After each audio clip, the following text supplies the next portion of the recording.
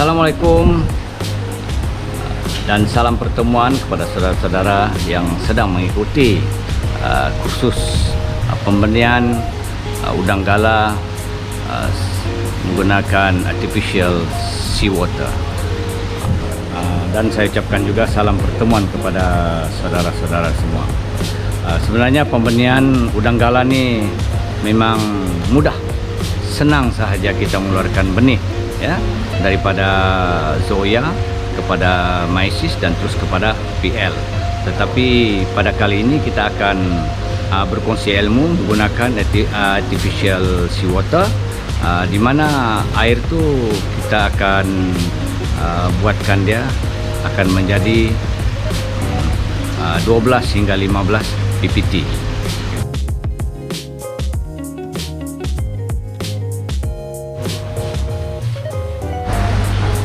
Okey, awalnya kita mesti sediakan tangki dan isikan air dalam air yang bersih, ya, air tawar. Kalau yang kawasan-kawasan di pedalaman yang tidak mempunyai air laut, bagus. Yang lebih baiknya air sungai yang banyak mineral, ya, banyak mineral garam galiannya, ya, tetapi tidak masin. Dia bermakna kosong ppt. Jadi kita letakkan di dalam air, di dalam tangki, air tersebut dalam tangki dengan sukatan dengan volume air itu adalah 1000 liter. Tapi kita akan sediakan juga dengan angin, ya, pengudaraannya yang seimbang supaya kita simpan garam itu nanti yang sudah larut dia akan seimbang berada di dalam tangki tersebut, dan kita biarkan dia selama 12 jam ataupun 24 jam. Lepas tu barulah kita letakkan induk.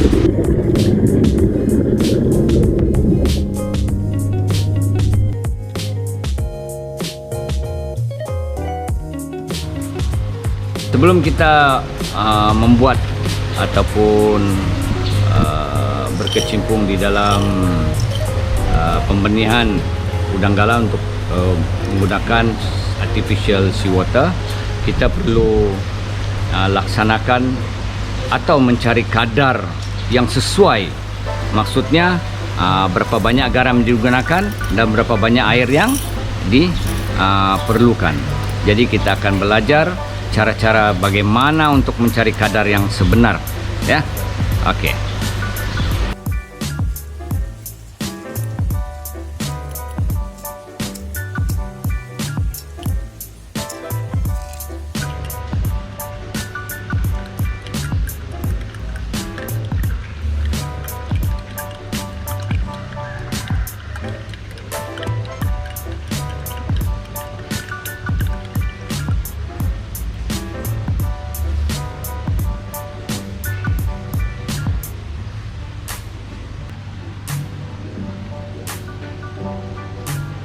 Okey, garamnya tadi sudah kita timbang 10 gram. Ingat ya, 10 gram bermakna dia menjadi kiraan kepada perpuluhan 0.01, ya.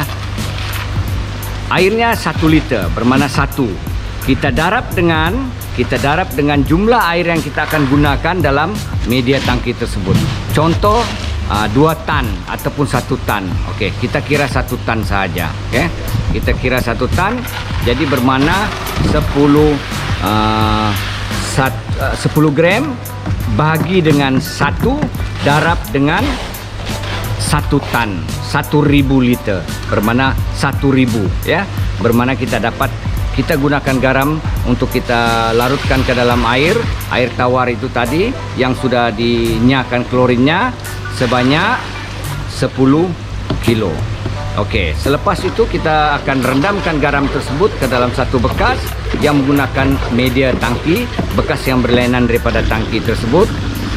Kita kasih larutkanlah dia, ya. Kita larutkan, lepas tu kita sudah larutkan, kita akan tuangkan ataupun tuangkan ke dalam media tangki yang kita sediakan dan tapis, ya, untuk menyahkan sampah-sampah daripada garam tersebut.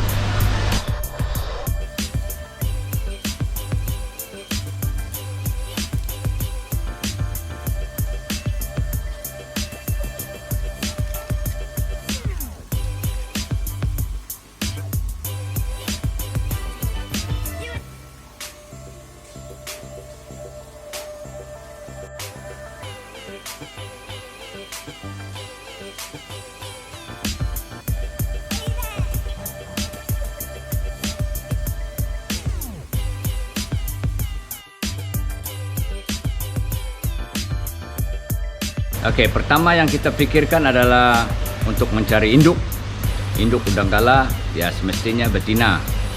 Bukan jantan, tidak perlu lagi. Betina yang sedia bertelur, di mana peringkat telurnya berwarna kuning lebih baik.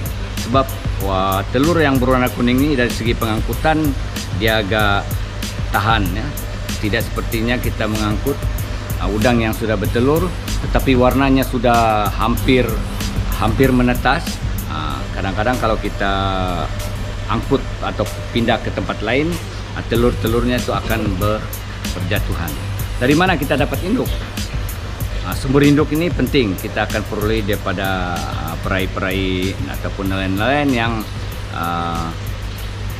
mencari udang galah di sekitaran sungai air tawar ataupun di kuala-kuala. Udang-udang yang bertelur ini biasanya kita peroleh daripada kuala sungai yang mempunyai aliran daripada kawasan hulu, ialah air tawar. Kalau kita lihat di kawasan-kawasan pedalaman yang jauh, memang tidak ada udang galah, sebab di sana udang-udang tersebut tidak boleh membiak. Tapi ada orang sangka udang galah ini boleh menetas di air tawar. Sebenarnya tidak, ya.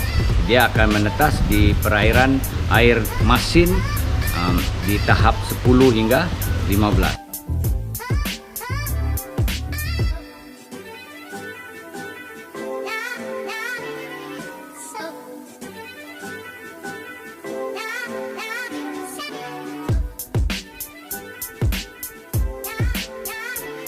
Oke, induk yang akan dilepaskan ke dalam media, biarkan warna macam ini. Kalau lebih baik, kalau berwarna begini kita letakkan dalam tangki pengeraman. Oke, jadi sekarang kita peroleh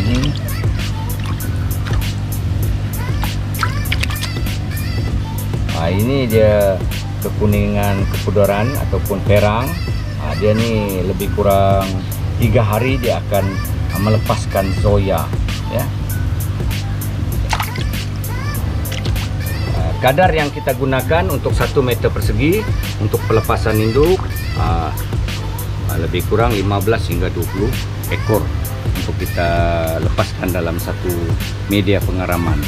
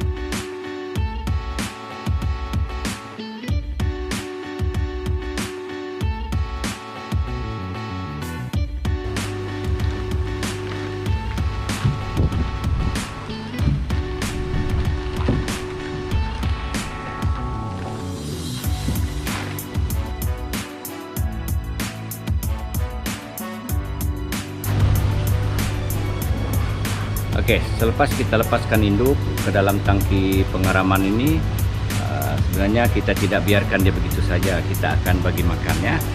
Sebaik-baiknya sebelah petang, ataupun baiknya juga lebih baiknya waktu malam.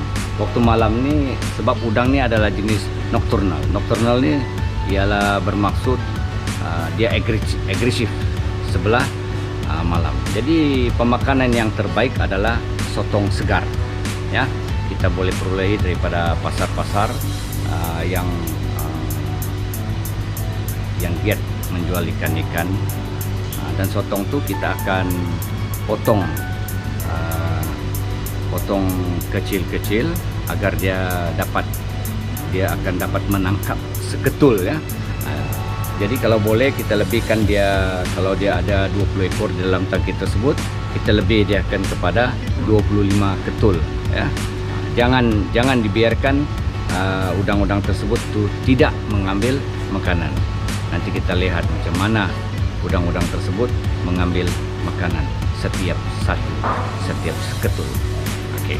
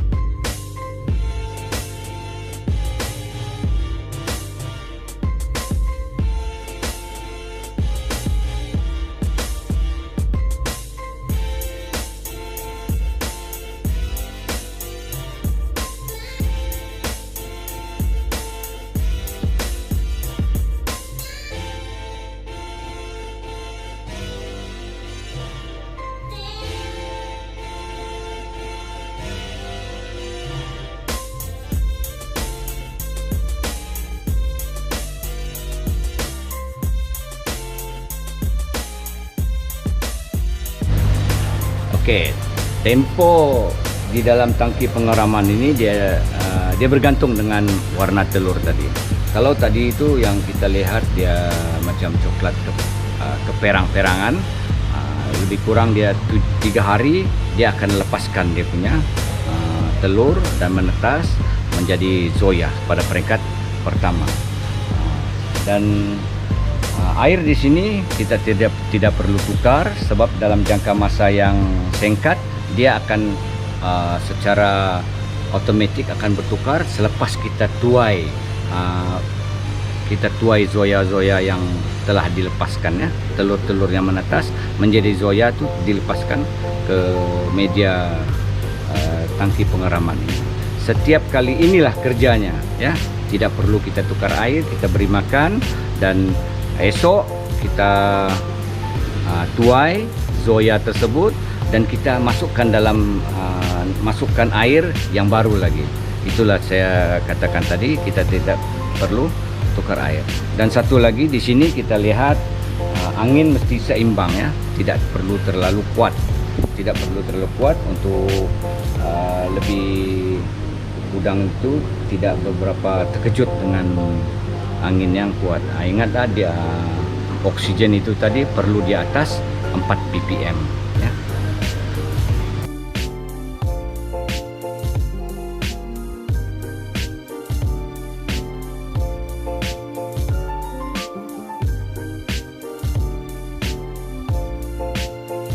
Daripada induk tadi apabila dia telurnya berwarna kuning atau orange, dia akan memakan masa dalam tempo 22 hari, ya. Sabar saja menunggu. Tapi selepas dia mengeluarkan Zoya tersebut, dia akan kita pindahkan ke media tangki asuhan. Dan Zoya ini sebenarnya dia mempunyai 12 peringkat, bermana Zoya 1 sampai ke Zoya 12. Zoya satunya tidak semestinya setiap hari dia bertukar. Zoya 2 ketiga tidak semestinya setiap hari dia bertukar ya. Kadang-kadang dia akan memakan masa sampai ke 40 hari baru dia bertukarkan kepada pos laba. Selepas dia pos laba, kita akan pos laba 1 sudah kita akan mula mengurangkan kemasinan air itu menjadi kosong sampai pada contoh 15 ppt ataupun 13 ppt pada asalnya. Kita akan kurangkan dalam satu hari 2 ataupun 3 ppt, bermana lebih kurang 4 hari ataupun 5 hari PL ataupun pos laba itu sudah bertukar menjadi PL 5 ataupun 7. Dan daripada di sana kita boleh pindahkan ke kolam untuk ternakan pembesaran selanjutnya. Oke, sudah beberapa hari udang di dalam tangki pengeramannya dan kelihatan Zoya. Kita akan lihat ya, secara mata kasar kita akan lihat, dan pastikan outlet ataupun tempat air keluar tersebut mempunyai pipe macam ini, dan dia mesti berlubang ya. Cara lubang bergantunglah dengan saudara-saudara, kita tebuk bulat-bulat dan sebagainya. Kenapa kita buat lubang macam ni? Supaya induk-induk yang sudah di dalam ni tidak akan mengalir keluar mengikut saluran itu ya.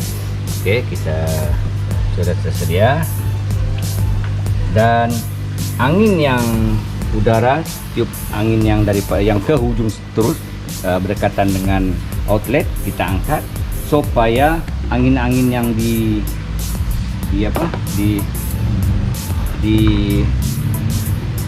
kawasan yang berjauhan daripada outlet ini, dia akan menolak semua rega akan datang ke sini. Jadi kita akan tunggu dia beberapa menit supaya kita lihat rega-reganya akan berkumpul di sini, dan kita akan buka secara perlahan-lahan. Proses ini akan memakan masa lama, dia akan memakan masa kurang 1 jam hingga 1 jam setengah secara perlahan-lahan ya. Jangan terlalu laju airnya keluar, sebab nanti kita risau tekanan air itu akan mengakibatkan Zoya tersebut stres. Dan selepas sudah dikumpul keseluruhan habis, dan kita akan tutup, kita isi air yang balik yang sudah kita sediakan. Rega-rega tersebut ataupun Zoya itu akan dipindahkan ke tangki asuhan Zoya seterusnya. Itu sahaja peringkatnya pada peringkat permulaan. Kita tutup perlahan-lahan. Kita angkat.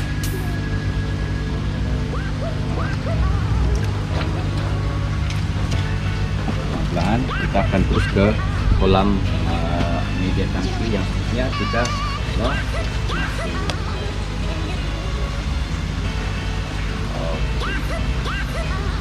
Secara perlahan-lahan.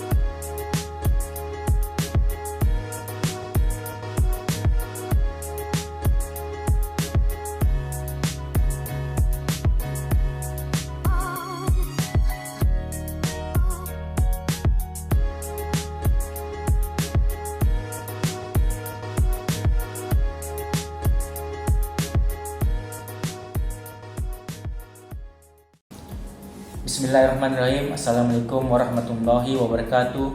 Salam sejahtera, salam satu kemahiran. Terlebih dahulu, marilah kita bersama-sama memanjatkan kesyukuran kepada hadrat ilahi kerana atas limpah dan kurnianya kita semua dapat bersama pada hari ini dalam kursus online yang dianjurkan oleh Pusat Latihan Aquaculture Nelayan KTC. Kami dari pihak KTC mengucapkan tahniah kepada semua peserta kerana berjaya menghabiskan video praktikal kursus ini dari mula hingga akhir. Dengan ilmu yang diperolehi daripada kursus ini, pihak KTC berharap agar semua peserta sedikit sebanyak dapat mengaplikasikan dan memberi impact yang positif dalam pengendalian bidang yang akan dicuburi kelak. Bagi pihak KTC, saya menyusun 10 jari memohon kemaafan sekiranya terdapat kekurangan dan keterlanjuran di sepanjang video praktikal ini. Sekian saja, salam hormat, wabillahi taufik wal hidayah. Wassalamualaikum warahmatullahi wabarakatuh. Sekian dan terima kasih.